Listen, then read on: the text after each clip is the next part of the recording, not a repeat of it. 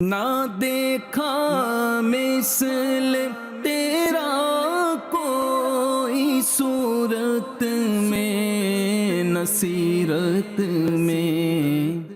الحمدللہ رب العالمین والصلاة والسلام علی خاتم النبیین اما بعد فاعوذ باللہ من الشیطان الرجیم بسم اللہ الرحمن الرحیم الصلاة والسلام علیک یا رسول اللہ وعلی آلک واصحابک یا حبیب اللہ الصلاة والسلام علیک یا نبی اللہ وعلی آلک واصحابک یا نور اللہ۔ اللہ پاک کے سب سے آخری نبی محمد عربی صلی اللہ تعالی علیہ وآلہ وسلم نے ارشاد فرمایا، تم مجھ پر درود بھیجو، اللہ پاک تم پر رحمت بھیجے گا۔ صلو علی الحبیب صلی اللہ تعالی علی محمد۔ اس سے پہلے کہ میں اپنے عنوان کی طرف آؤں، ابھی کچھ ہی دیر پہلے، چند منٹوں پہلے میرا ایک مشورہ جاری تھا پنجاب کی صورتحال پر۔ ہم FGRF کے ذمہ داران اور چند اراکین شورا کے ساتھ ابھی میں مشورہ ہی کر رہا تھا، اور مشورے سے یوں سمجھے کہ فارغ ہوا اور یہاں آپ کے ساتھ حاضر ہوا ہوں۔ اور جو پوزیشن سامنے ہے وہ پوزیشن ہے غم زدہ کرنے والی ہے، پریشان کرنے والی ہے۔ پانی کا جو بہاؤ ہے وہ مختلف علاقوں میں اپنی تباہی مچا رہا ہے، اور لاکھوں لوگ جو ہے نا وہ افیکٹڈ ہوئے ہیں، متاثر ہوئے ہیں، گھر اجڑ گئے ہیں، بلکہ اب اتنے مجبور ہو گئے ہیں کہ ایک آدھ گھر کے فرد کو اس پریشانی کے عالم میں اپنے پلاٹ پر، اپنے مکان پر بٹھا کر بھی آنا ضروری ان کو لگا ہے، کہ ورنہ تو ایسا نہ ہو کہ ہماری یہ جگہ پر قبضہ ہو جائے یا جگہ ہاتھ سے چلی جائے۔ اب کتنا بڑا اگلا بھی رسک لے رہے ہیں، تو ہے پریشانی۔ کہیں کہ پانی اترنے کی اطلاع تو بھی مل رہی ہیں، لیکن اوورآل حالات جو ہیں وہ پریشان کرنے والے ہیں۔ اور اس وقت میں جو آپ کے ساتھ ڈسکس کر رہا ہوں، میں پنجاب کے ان شہر، ان علاقے والوں سے درخواست کرنے کی کوشش کر رہا ہوں کہ مہربانی کر کے آپ ان دکھیاروں کی مدد کے لیے اپنے گھروں سے نکل کر ان کی مدد کیجیے۔ اور کراچی والے بھی ہر جگہ جہاں آپ دیکھو سن رہے ہیں، جہاں جن سے ہو سکے ان کی مدد کے لیے ذہن بنائیے۔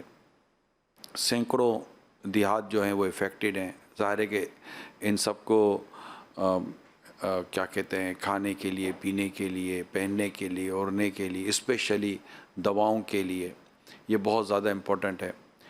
اور میری اس پہ خاص طور پر جو ہمارا جو میڈیکل کا جو شعبہ ہے، ان کے ڈاکٹر سے میری درخواست ہے، جتنے بھی ڈاکٹرس ہیں، کہ کائنڈلی والنٹرلی آپ اپنے آپ کو پیش کریں، اور آپ FGRF کے ذریعے اپنے آپ کو پیش کر سکتے ہیں۔ دعوت اسلامی کے اسلام بھائی ذمہ داران اور FGRF کے ذمہ داران سے رابطہ کریں، یا آپ انڈیویجول یا جتنے بھی عاشقان رسول ہیں جو کر سکتے ہیں اس دکھ کی گھڑی میں، مہربانی کر کے اپنے ان بھائیوں کے ساتھ کھڑے ہوں۔ ان کا غم بھی بانٹنا ہے، اور ان کے معاملات کو درست کرنے کی بھی کوشش کرنی ہے۔ دیکھیں ابھی تو اسٹارٹ ہے، ابھی تو پانی اترے گا، تو اس کے بعد جو کام ہے نا وہ بڑا لیندی اور کام ہے، وہ بڑا کام ہے، وہ بھی کرنا ہے۔ اس طرح جو میڈیسنس وغیرہ کے جو افراد ہیں جن کا میڈیسن سے ریلیٹڈ کام ہے، وہ بھی ان دکھیاروں کی مدد کے لیے میدان عمل میں آئیں۔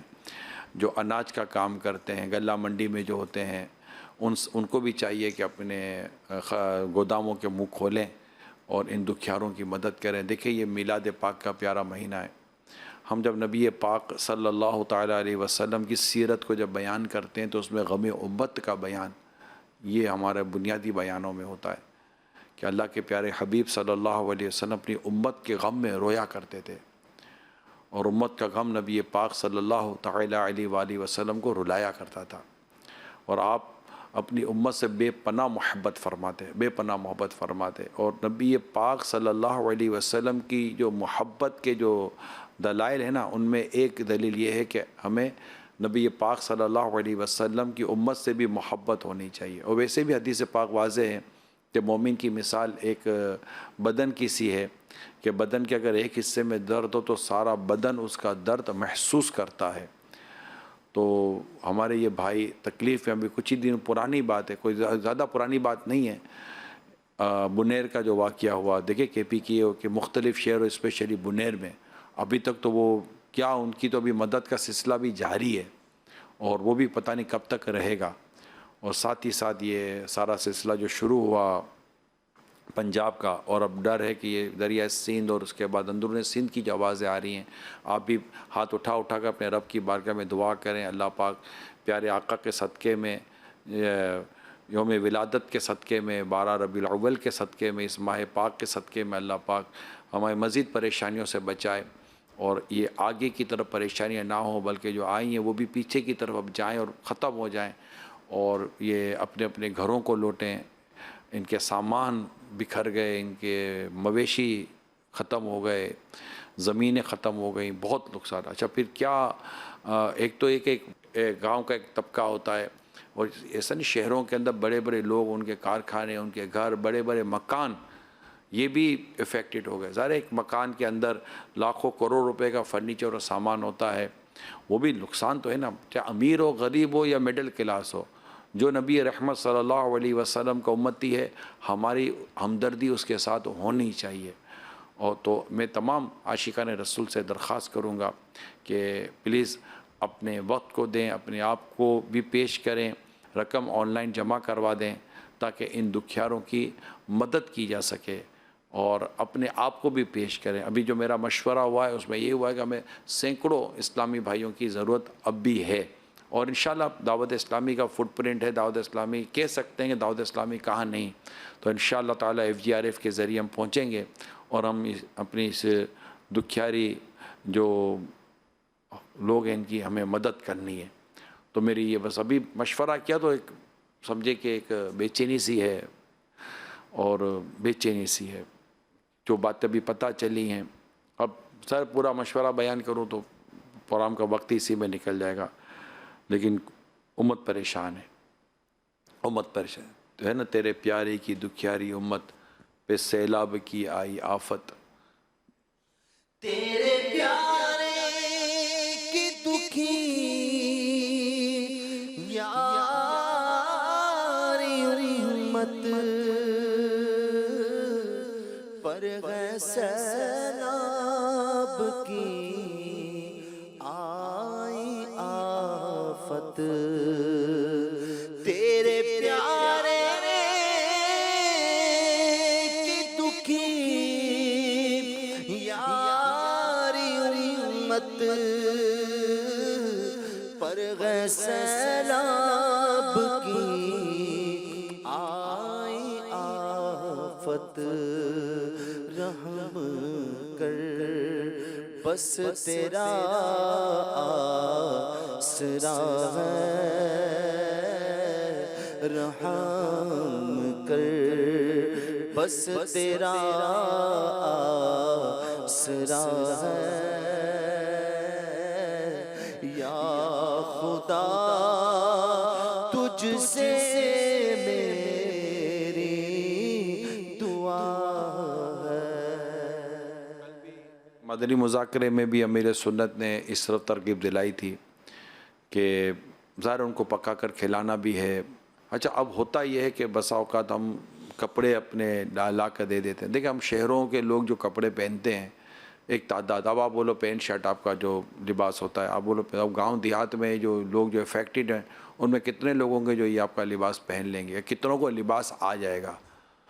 تو یہ یوں سمجھیے کہ اس وقت جو اصل جو ضرورت ہوتی ہے نا وہ رقم کی ہوتی ہے, اور ایک ایک کے ہاتھ میں جا کر جو افیکٹڈ ہوتے ہیں ان کے ہاتھ میں رقم دینی ہوتی ہے کہ یہ رقم آپ لیجئے اور اپنی ضرورت پوری. ان کا تو سب نکل گیا نا, بہہ گیا. اب جو اپنی جان بچا کر نکلنے میں کامیاب ہو گیا وہ کہاں اپنا سامان وغیرہ لیں گے. اب جو ہوا ہوگا اللہ پاک سب پر رحم فرمائے.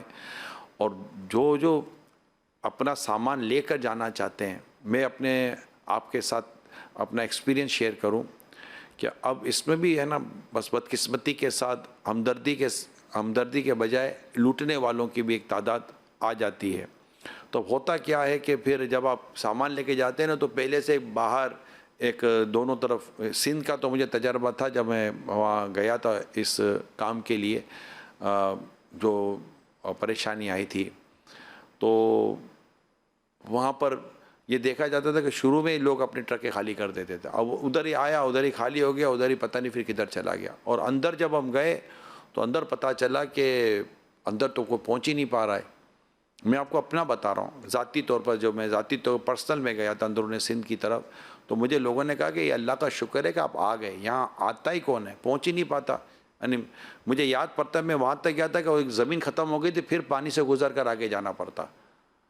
تو اب یہ کہ آپ نے اگر آپ اپنا کوئی بھی سامان یا کوئی مدد کی چیز لے کر جانا چاہتے ہیں تو آپ مہربانی کر کے معلومات لے لیں، دعوت اسلامی والوں سے معلومات لے لیں یا کسی اور سے معلومات لے لیں جو آپ کو پراپر گائیڈ کر سکے کہ آپ جا کر مطلب کہ فلاں جگہ پر جا کر آپ بانٹ دیں۔ آپ کوئی ایریا کا نام لے لیں، کوئی جگہ کا نام لے لیں، کوئی اس کا میپ نکال لیں کہ بھائی یہ وہ افیکٹڈ ایریا ہے۔ سینکڑوں گاؤں جب افیکٹڈ ہیں، اور سینکڑوں گاؤں میں نہ جانے کتنے افراد افیکٹڈ ہوں گے، کتنے بچوں کے مسائل ہوں گے، بچوں کے کھانے پینے کے مسائل ہوں گے، بچوں کے لیے جو ضروری چیزیں ہوتی ہیں اس کی بھی ایک امپورٹنس ہمیں سمجھنی چاہیے۔ تو ان تمام تر پہلو کو سامنے رکھیں، اور پھر آپ جو بھی آپ دوست یا اپنی فیملی یا آپ آپس میں مل کر کوئی مشورہ کر رہے ہیں، کوئی طے کر رہے ہیں، تو لازمی طور پر آپ اس کو لیں اور مدد کے لیے میدان عمل میں آئیں۔ اللہ کرے کہ ہم ان دکھیاروں کی مدد کرنے میں کامیاب ہو جائیں۔ اور ہوتا میں نے دیکھا ہمارے ملک میں، بیرون ملک، اسپیشلی جو پاکستانی ہیں ان کو میں نے دیکھا ہے جب ایسے حالات ہوتے ہیں تو وہ ملک کے باہر ہوتے ہیں لیکن اپنے ہم وطن کی اور اپنے مسلمانوں کی مدد کے لیے یہ باقاعدہ اس کے لیے اپنی کوششیں شروع کر دیتے ہیں، رابطے شروع کر دیتے ہیں، رقم بھیجتے ہیں، اور جو ان سے بن پڑتا کرتے ہیں۔ ایک احساس نظر آتا ہے، اگرچہ میں کہہ رہا ہوں کہ ایک لوٹ مار و مافیا اب جب برے کہاں نہیں ہوتے، لیکن ماشاءاللہ اچھوں کی بھی تعداد ہمارے یہاں پائی جاتی ہے۔ تو اب ان میں طرح طرح کی بیماریاں جب ہوں گی تو اس کا بھی علاج، تو میں دوبارہ ایک بار پھر ونس اگین میں جو ہماری ڈاکٹرز جو اسلامی بھائی ہیں ان سے میری ایک ہمبل ریکویسٹ کروں گا کہ کائنڈلی پلیز آپ معلومات لے کر اپنا ہی ڈاکٹرز کا پینل بنائیں۔ کوئی بھی 1-2 ڈاکٹر کھڑے ہو جائیں گے تو 4-5 ڈاکٹر، 10-12 ڈاکٹر یہ وہاں کے لیے چل پڑیں گے، اور ان کی بہت اچھی مدد ہو جائے گی۔ اور ان کی مطلب کہ بعض اوقات اس سے تو بچ گئے، لیکن اب بیماری میں اللہ نہ کرے کچھ اور ہو جائے تو، اور پھر وہاں کیا ہوگا؟ بڑی بڑی ہاسپٹل تو ہونے سے رہیں، بہت سکتا ہے کہ وہیں سے پھر پیشنٹ کو وہاں ہاسپٹل ٹرانسفر کرنے کی بھی کام کرنے پڑے۔ تو یہ ہے مدد کا وقت ہے نا۔ ایک خاص آئے خاصان رسول، وقت دعا ہے، امت پہ تیری آ کے عجب وقت پڑا ہے۔ ہم نیک ہیں یا بد ہیں، بالآخر ہیں تمہارے، نسبت بہت اچھی ہے مگر حال برا ہے، تدبیر سنبھلنے کی ہمارے نہیں کوئی، بس ایک دعا تیری جو مقبول خدا ہے۔ تو اللہ پاک ہم سب کی مدد کرے، ہم سب کے غموں کو دور کرے۔ اعلیٰ حضرت امام اہل سنت رحمۃ اللہ تعالیٰ علیہ کا ایک بڑا پیارا کلام ہے، غم ہو گئے بے شمار آقا، بندہ تیرے نثار آقا۔ یعنی سرکار صلی اللہ علیہ وسلم کے ساتھ جو اعلیٰ حضرت نے اس کلام میں اپنا جو تعلق بیان فرمایا کہ میرا تعلق کیسا ہے، اور میں سرکار صلی اللہ علیہ وآلہ وسلم سے میری کتنی مطلب کہ امیدیں ہیں، میرے آقا صلی اللہ علیہ وسلم سے کیسا آپ نے اپنی وہ عقیدت وابستہ کی ہوئی ہے۔ اس کے چند اشعار سنتے ہیں۔ غم ہو گئے بے شمار آقا، غم ہو گئے بے شمار آقا، بندہ تیرے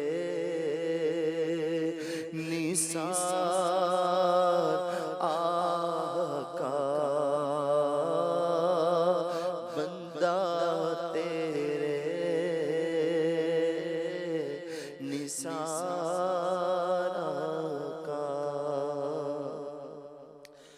بگڑا جاتا ہے کھیل میرا،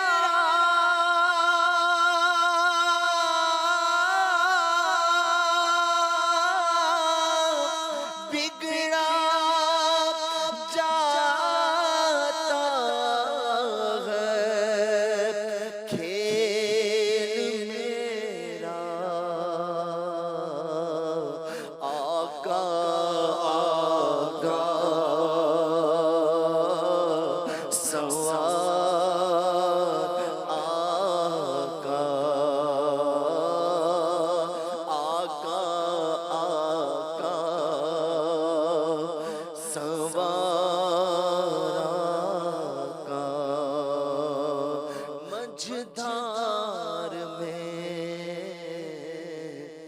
آکے ناؤ ٹوٹی،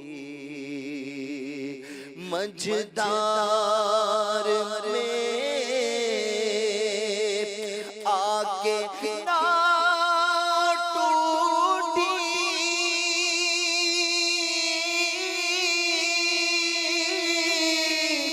مجھدار میں آکے ناؤ ٹوٹی، دیہات کے ہوں میں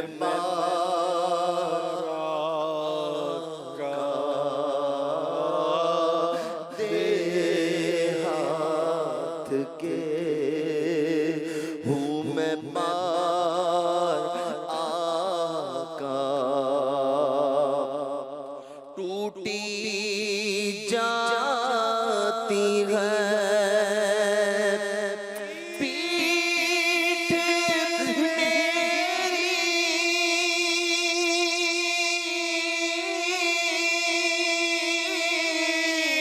ٹوٹی جاتی ہے پیٹھ میری، ٹوٹی جاتی ہے پیٹھ میری، ٹوٹی جاتی ہے پیٹھ میری، للہ یہ بوجھ اتار آقا، للہ یہ بوجھ اتار آقا، ہلکا ہے اگر ہمارا بلبلہ، بھاری ہے تیرا وقار آقا، مجبور ہیں ہم تو کیا ہے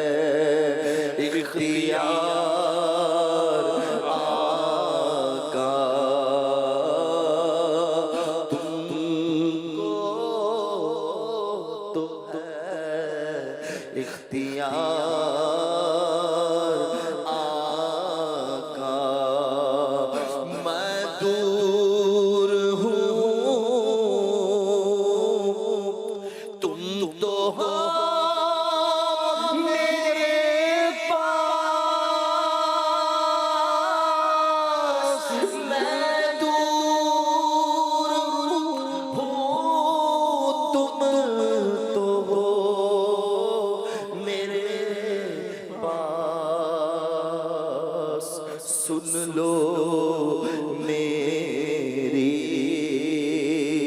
پکار آقا، سن لو میری پکار آقا، مجھ سا کوئی غم زدہ نہ ہوگا،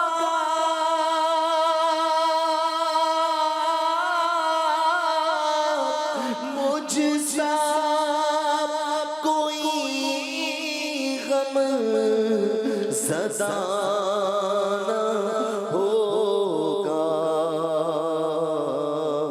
تم سا نہیں غم گسار آقا، تم سا نہیں غم گسار آقا، غم ہو گئے بے شمار آقا۔ آج جو میرا موضوع ہے نبی پاک صلی اللہ علیہ وسلم کی سیرت کے تعلق سے، وہ یہ کہ آقا دو جہاں صلی اللہ علیہ وسلم ایک طبیب کہتے ہیں نا، آپ کو اس زبردست انداز تھا پیارا آقا صلی اللہ علیہ وسلم کا۔ میں آپ کو ایک حدیث سناتا ہوں۔ حضرت سیدتنا ام منذر رضی اللہ تعالی عنہا فرماتی ہیں، ایک دن نبی اکرم صلی اللہ علیہ وسلم حضرت علی کرم اللہ تعالی وجہ الکریم کے ساتھ میرے یہاں تشریف لائے۔ ہمارے یہاں کھجوریں لٹک رہی تھیں، تو پیارے آقا صلی اللہ علیہ وسلم انہیں تناول فرما رہے تھے، کھا رہے تھے۔ حضرت مولا علی بھی ساتھ کھانے لگے، تو نبی پاک صلی اللہ علیہ وسلم نے فرمایا، اے علی ٹھہرو، یعنی تم ان کھجوروں کو کھانے سے پرہیز کرو، کیونکہ تم میں ابھی نقاہت یعنی تم ابھی بیماری سے اٹھے ہو اور تم پر کمزوری کے آثار ہیں، اس لیے تمہارے لیے پرہیز ضروری ہے۔ حضرت سیدتنا ام منذر رضی اللہ تعالی عنہ فرماتی ہیں، پھر میں نے ان کے لیے چقندر اور جو پکائے، تو نبی پاک صلی اللہ علیہ وسلم نے فرمایا، اے علی تم اس میں سے کھاؤ کیونکہ یہ تمہارے لیے نفع بخش و موافق ہے۔ اچھا، اب یہ جو حدیث پاک آپ نے سنی، اس کی وضاحت مفتی احمد یار خان نعیمی رحمۃ اللہ تعالیٰ علیہ کچھ یوں کرتے ہیں کہ نبی پاک صلی اللہ علیہ وسلم حکیم جسمانی بھی ہیں، دوائیں، پرہیز، مضر مفید غذائیں سب کچھ جانتے ہیں۔ یہ بھی معلوم ہوا کہ بیماری بلکہ بیماری سے اٹھنے والے کمزور کو پرہیز لازم ہے۔ اطباء جو علاج کرتے ہیں کہتے ہیں کہ دوا سے زیادہ پرہیز ضروری ہے۔ تو یہ روایت جو ابھی آپ نے سنی ترمذی شریف کی حدیث، اور میں نے ابھی آپ کے سامنے جو شرح بیان کی، تو نبی پاک صلی اللہ تعالیٰ علیہ وآلہ وسلم نے اس طرح کئی علاج ارشاد بھی فرمائے۔ باقاعدہ پورا ایک اس کا چیپٹر ہے حدیث کی کتابوں میں جو نبی پاک صلی اللہ علیہ وسلم نے علاج تجویز فرمائے ہیں۔ اب ظاہر ہے کہ وہ علاج جو اس کتاب میں لکھے ہوئے ہیں، تو ہمارے علماء یہی کہتے ہیں کہ وہ جو حدیث میں جو علاج لکھے ہوئے ہیں اس کے مطابق اپنا علاج نہ کر لے۔ ہم اگر آج حدیث پڑھتے ہیں تو اپنے ڈاکٹر سے اس پہ رابطہ ضروری ہے، کیونکہ ہر ایک کی اپنی کیفیت جدا جدا ہوتی ہے نا، میڈیکلی فزیکلی حوالے سے بات کی جائے۔ نبی پاک صلی اللہ علیہ وسلم نے اس حوالے سے ایک بڑی عمدہ ہماری رہنمائی فرمائی ہے، اور ایک بڑا پیارا ارشاد ہے کہ نبی پاک صلی اللہ علیہ وسلم فرمایا، معدہ یہ بدن کا حوض ہے، رگیں اس کی طرف آتی ہیں، معدہ درست ہو تو رگیں درست میدا درست ہو تو رگیں درستی کے ساتھ لوٹتی ہیں، اور اگر میدا خراب ہو تو بیماری کے ساتھ لوٹتی ہیں۔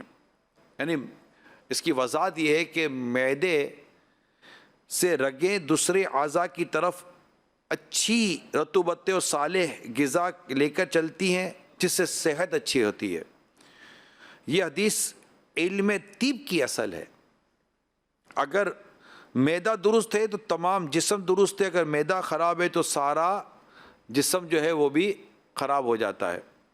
تو اب یہ جو آپ کے سامنے میں نے چند باتیں بیان کی ہیں، تو اس سے ہمیں نبی پاک صلی اللہ تعالیٰ علیہ وآلہ وسلم کا یہ جو طب کے حوالے سے جو ارشاد ہمیں ملا کہ نبی پاک صلی اللہ تعالیٰ علیہ وسلم کس طرح اس میں معدے کی اپنی اہمیت بیان فرمائی ہے۔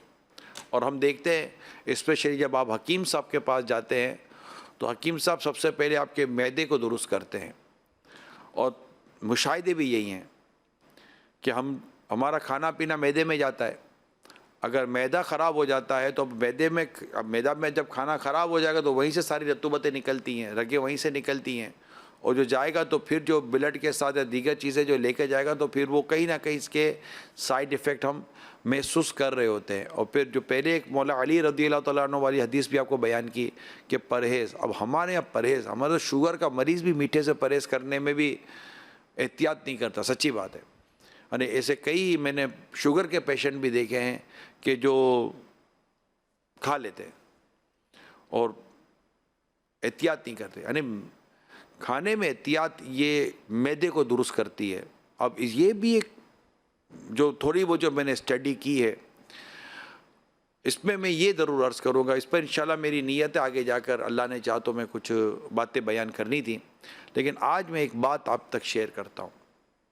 یہ جو کچن ہے نا ہمارے گھر کا، اس کچن کی ایڈمنسٹریشن جو ہے نا وہ ہمارے گھر کی اسلامی بہنوں کے ہاتھوں میں ہوتی ہے، امی کے ہاتھ میں ہوتی ہے، بہن کے ہاتھ میں ہوتی ہے، بیوی کے ہاتھ میں ہوتی ہے۔ اب ان کو اس معاملے میں باقاعدہ علم حاصل کرنا چاہیے۔ جی ہاں، میری ریکویسٹ ہے آپ سے، تمام اسلامی بہنوں سے میں بات کر رہا ہوں، یہ ڈائٹیشن اور اس طرح کی ڈائٹ اور کس طرح کی غذائیں صحت کے لیے مفید اور صحت کے لیے مضر ہے، یعنی صحت مند غذا کون سی ہے اور صحت کو نقصان پہنچانے والی غذائیں کون سی ہیں، آج آپ اس کی اسٹڈی، آج یہ بہت بڑا سبجیکٹ بنا ہوا ہے، بہت بڑا سبجیکٹ بنا ہوا ہے۔ ہم ٹیسٹ کے چکر میں اپنا ٹیسٹ خراب کر رہے ہوتے ہیں۔ تو یہ بہت ضروری بات ہے کہ آپ یہ دیکھیں کہ ایک تو پکانا کیا ہے اور کیسے پکانا ہے، یہ بہت ضروری ہے۔ تو بچوں کو شروع سے اس کا عادی بنائیں گے۔ یعنی میں جانتا ہوں بعض بچے ایسے ہیں کہ جو یہ پھل اور سبزیاں کھاتے ہیں اور بعض نہیں کھاتے کہ گلے سے نہیں اترتی۔ تو شروع سے جن بچوں کی تربیت ہوگی، اور امی کی ایکسپیرینس بہت میٹر کرتا ہے، ایک امی بھی ہوتی ہے اور ایک دوسری طرح وہ بیوی بھی ہوتی ہیں۔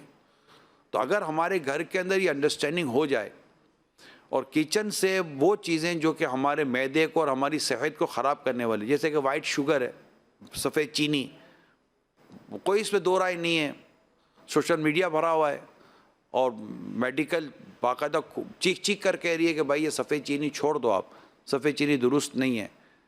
اس طرح یہ پروسیس فوڈ جو ہوتے ہیں اس کے بارے میں بھی باقاعدہ تحقیق ہمارے سامنے آ رہی ہے، اور جس طرح کے کوکنگ آئل کا سامنا کرنا پڑتا ہے وہ بھی آ رہا ہے، پھر جس طرح کی چیزیں پک رہی ہوتی ہیں، جو آئٹمس پک رہے ہوتے ہیں، اور باہر تو خیر پھر بات ہی کچھ اور ہے نا کہ وہ پھر فاسٹ فوڈ کے نام پر۔ اب معدہ خراب نہ ہو تو کیا ہو، اب جب معدہ خراب ہوگا تو معدہ بدن کا حوض ہے، اب حوض کے اندر جتنا پانی ہوگا، مثال کے تو آپ کا ایک اوور ہیڈ ٹینک لے لیں، اب وہ جو جس سے آپ کا پانی آپ کے پورے گھر کے اندر آپ کے نلکوں میں آتا ہے، اگر اوور ہیڈ ٹینک میں جو پانی وہ پانی خراب ہو جائے، اچھا نیچے جو آپ کا انڈر گراؤنڈ ٹینک ہے اس میں پانی خراب ہو گیا تو اس سے پانی چڑھے گا اوپر کے ٹینک میں، اوپر کے ٹینک کا پانی آئے گا آپ کے نلکوں کے ذریعے گھر میں، اب وہ پورا کنواں ہی اگر وہ پورا حوض ہی اور جو ٹینک ہے وہی اگر خراب ہو گیا تو اس کے اندر جتنا پانی جائے گا وہ بھی خراب ہو جائے گا۔ یعنی پانی خراب جاتا ہے تو اور بھی چیزیں جاتی ہیں جس سے چیزیں خراب ہو جاتی ہیں، سمجھانے کے لیے کہہ رہا ہوں۔ تو اس لیے اپنے کچن کو مینیج کرنے کی کوشش کریں اور وہ غذائیں ہم لیں جن غذاؤں سے ہمیں صحت مل سکتی ہے۔ یعنی لوگ کہتے ہیں کہ یار کیا کھائیں، میں کہتا ہوں چھوڑنے والی آئٹمیں کم ہیں، کھانے والی آئٹمیں زیادہ ہیں۔ جی ہاں، میں کو صحیح کہہ رہا ہوں، چھوڑنے والی آئٹمیں کم ہیں، کھانے والی آئٹمیں بہت زیادہ ہیں. اگر ذہن بن جائے تو ہمیں پتہ چل جائے گا کہ کیا کھائیں اور کیا کیا چھوڑ دیں. آٹومیٹیکلی آپ کے مینیو کے اندر نئے نام آ جائیں گے, جو نام اب تک آپ کی اس میں نہیں ہے کہ یار یہ بھی کھایا جائے گا. جی یہ سب کھائی جاتی ہے چیزیں, لیکن ہمارا جو مزاج جن چیزوں کو کھانے کا ہے ان میں کئی چیزیں وہ ہیں جو ہماری صحت کے لیے نقصان دہ ہیں. وہ فیٹ بھی بڑھاتی ہیں, ویٹ بھی بڑھاتی ہیں, اور بھی کئی پرابلم کرتی ہیں. وہ کولیسٹرول بڑھاتی ہیں, وہ شوگر لاتی ہیں, وہ ٹرائیگلیسرائڈ لاتی ہیں, وہ یورک ایسڈ لاتی ہیں, اور نہ جانے کیا کیا لاتی ہیں. اور پھر اس کے بعد جو پرابلم شروع ہوتے ہیں اللہ مان والحفیظ. تو اللہ کرے کہ ہم غذاؤں کے تعلق سے, پرہیز کے تعلق سے, یعنی دوا لے رہے پھر بھی پرہیز نہیں کر رہے. اب دواؤں پر دوائیں کھائے جا رہے ہیں, دواؤں پر دوائیں کھائے جا رہے ہیں, اور آپ کہہ رہے ہیں جناب درست طبیعت درست نہیں ہو رہی. بھائی دوا کھا رہے ہیں, پرہیز تو کریں. پرہیز تو کر نہیں رہے. تو صحت یاب ہونے کے یہ دو طریقے ہیں, دوا اور پرہیز. یاد رکھیں نیک بننے کے بھی یہ دو طریقے ہیں. نیکی کرنا, گناہ چھوڑنا. یعنی نیکی کرنا اور گناہ سے پرہیز. اب نیکی کی طرف تو ہے لیکن گناہ سے پرہیز نہیں کرا, گناہ بھی کیے چلا جا رہا ہے. تو ایسا بھی ہوتا ہے کہ گناہوں کا اندھیرا نیکی کے نور کو ختم بھی کر دیتا ہے اور نیکی کی توفیق چلی جاتی ہے. تو نیک بننے کے لیے بھی یہ دو مین چیزیں ہوتی ہیں کہ نیکی کے اچھا انسان بننے کے لیے, پرہیزگار بننے کے لیے, اللہ کا نیک بندہ بننے کے لیے کہ اچھے کام کرے اور برے کاموں سے پرہیز کرے, برے کاموں کو چھوڑ دے. جسمانی صحت کے لیے بھی یہی ہوتا ہے کہ اگر دوا بھی لے, اچھا ہر کوئی بیمار تو نہیں ہوتا, تو اب کیا لے, پھل لے, سبزی لے, ایسی چیزیں لے جن سے انرجی آتی ہے, صحت بھی اچھی ہوتی ہے, اور کسی حد تک ان کا معدہ سیٹ رہتا ہے. جب تک آپ کا معدہ سیٹ رہتا ہے, جنرلی کم و بیش معدہ آپ کا سیٹ رہتا ہے, آپ کسی حد تک بیماری سے بچے رہتے ہیں. تو اللہ پاک صحت مند رہنے کی توفیق عطا فرمائے اور ہمیں ایک اچھی زندگی گزارنا اللہ پاک نصیب فرمائے. اللہ پاک عمل کرنے کی توفیق عطا کرے. آمین. صلو علی الحبیب صلی اللہ علیہ محمد. نہ دیکھا مثل تیرا کوئی صورت میں, نصیرت میں